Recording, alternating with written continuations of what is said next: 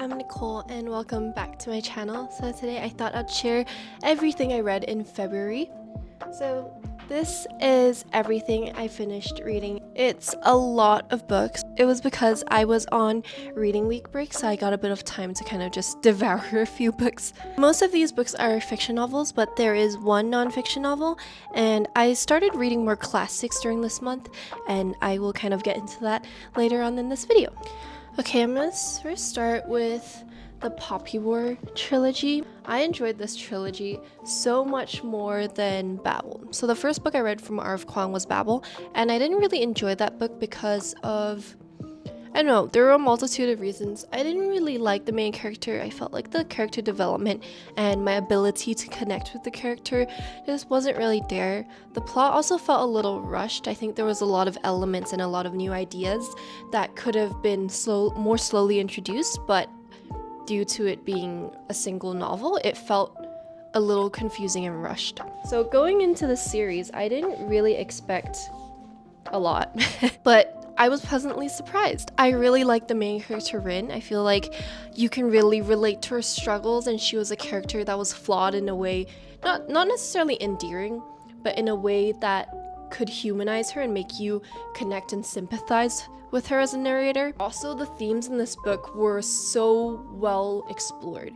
because I feel like themes of war and the history of colonialism is difficult things to explore.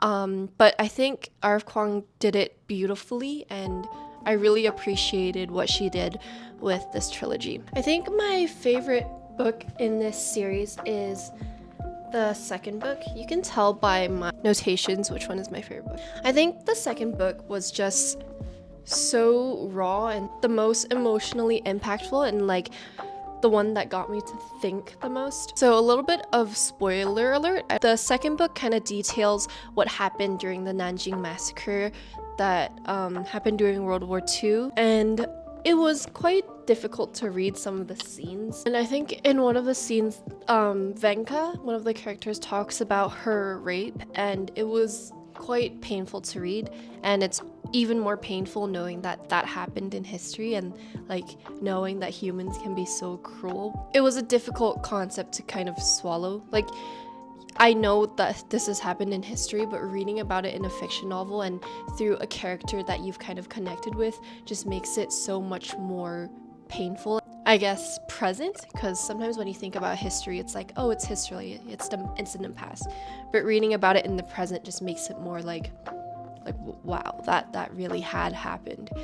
And I think there's also so many themes of colonialism, and I really enjoyed the giant theme or question throughout this entire trilogy of like, does modernity justify colonialism? Like the idea of if something is more modern and more quote-unquote developed, does it justify you colonizing a country to enforce that modernity? Because at the end of the day, is it better for that country? Is it better for that group of people? I think those themes come through the most in the third book, because they're at war with the Hesperians, and the different groups of people in this book is very clearly a reflection of the different races, or like the different groups of people at war in history. Like, I think the Muganese represented the Japanese, and the Hesperians represented the West.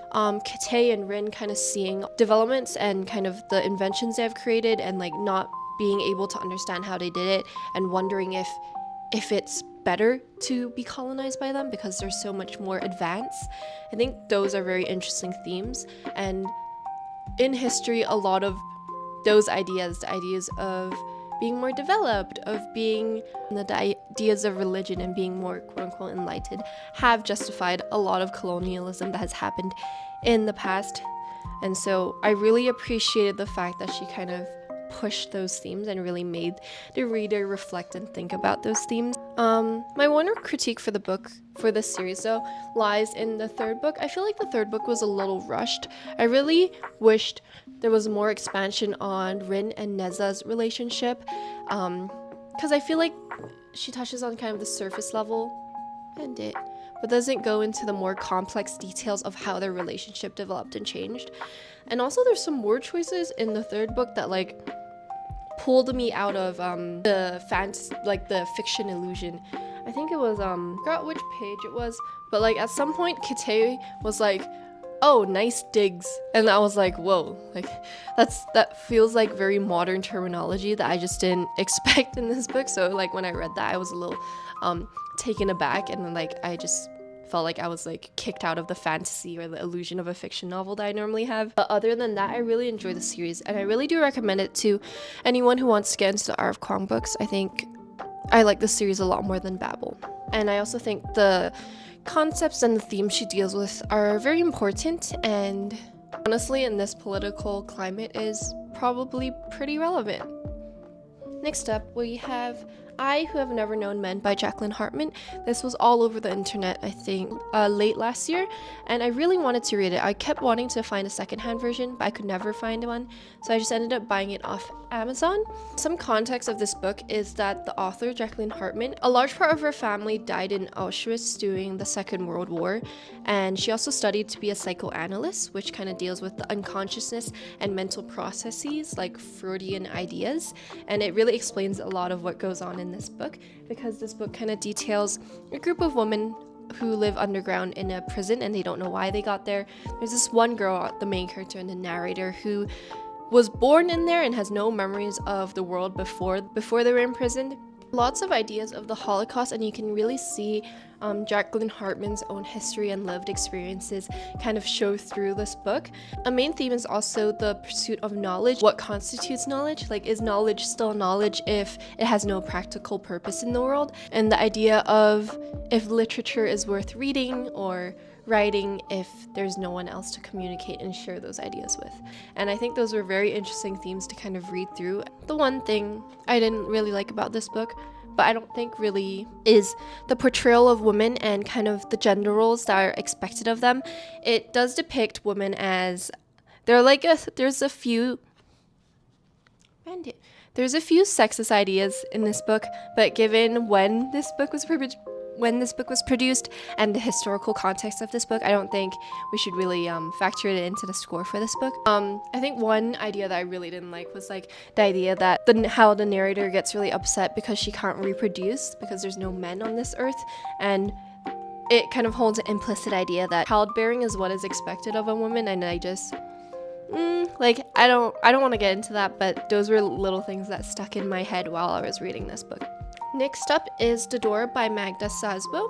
I wanted to read Abigail because of Melissa, huge advocate, and she like always says Abigail is one of her favorite books, but I couldn't find it in the secondhand store, so I grabbed this one instead. And I really enjoyed how beautiful this book was worded. I think on a personal level I didn't connect to it as much emotionally, but I really appreciated how it was written. It deals with a woman's relationship with her home caretaker, which is an older woman, and their relationship and how their relationship develops, and the intricacies of a relationship and how people show affection or care for one another in very different ways. I think it also deals with a lot of themes such as honor and what people view their life as being constituted of. For the narrator, you can tell it's through her achievements through her literary writing, whereas for Emerus, it's her honor and her ability to be independent and do things by herself. Just reading some of the notes I took while reading this, this book also reflected on the value of life and what it means for life to be valuable. And despite the differences between Emerus and the narrator, at the end of the day, they both cared a lot about their legacy and what they left behind in the world, and I thought that was very ironic because I think throughout the book they're presented as being very at odds and having very different opinions. So overall, I really enjoyed this read. I'm excited to read Abigail if I ever find it. I think this book was a great reflection on what makes life valuable, what we want our life to be constituted, or what we want others to remember of us after we leave this world. Next up is The Waves by Virginia Woolf. So as I was saying, I started to get more into classics. I think last month I read Pride and Prejudice, and this month I decided to go into Virginia Woolf's books. So this is The Waves. Not like any other book I've read. How this book is narrated is through a group of, I think, 7 friends. It's like storytelling where they each speak a line and reflect their own experiences and their own narratives, but it moves the entire narrative forward, and it just follows their relationship as they grow older and they navigate through life. And I think the first half of this book, I had no idea what was going on. I was just appreciating how beautiful the language and prose use was. I think there's something so satisfying and something so beautiful about the way Virginia Woolf words things. It almost feels like a piece of art or like a very beautiful painting. Like the words are just beautiful. How the words sound and how the words are put together just makes an image that is very eloquent and very not like anything I've read before. And throughout this book, the ideas of waves kind of act as a metaphor for life. Similarly, the plot kind of shows itself through waves. It's almost like you have to unpack and look really closely to understand what is happening and what actually is happening in the book versus what is just their thoughts and monologues inside their heads. I also really enjoyed how she grapples with the idea of friendship and relationships and how they change like waves and how they ebb and flow throughout life depending on what you're doing and like what priorities you have during that time. Overall, I really enjoyed this read. I think this is a beautiful book. I don't even know how to explain it, and I wouldn't even classify it as a typical fiction read just because it's so different and so unique, and I think it's definitely something you should explore just because of how unique and how beautiful the proses are. There's also like a bit of snarkiness in there that I found really funny. On page 118, she says, "I have also seen that lady powder her nose 3 times in the midst of an absorbing conversation. About love, perhaps. About the unhappiness of their dearest friend, perhaps.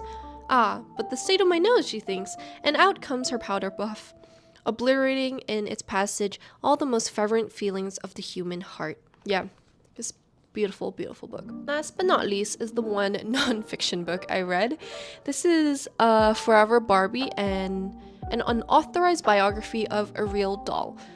I thought that was pretty interesting at the start. There's a lot of ideas that I didn't know, and it was very enlightening to read.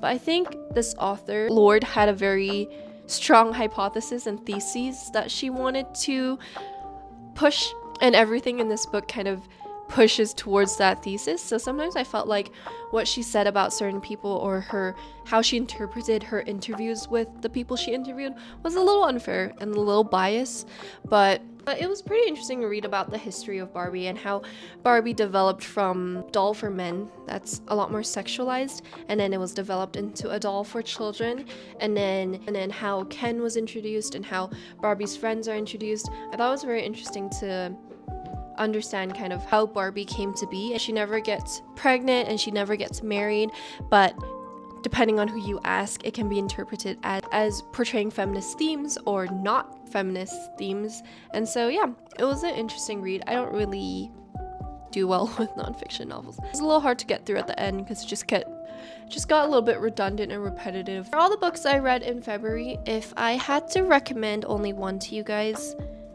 I think it would be the Poppy Wars trilogy. Wanting to get into fiction novels that grapple with a bit more deeper themes rather than just smut and dragons and romance, then I think the Poppy War is a great introduction to that kind of genre. And if you wanted to delve into kind of fiction novels that are more art pieces and less about the plot, then I would recommend The Waves by Virginia Woolf. I think it might be a bit of a learning curve to read this book, but reading this made me really appreciate how beautiful and how much like art writing can be.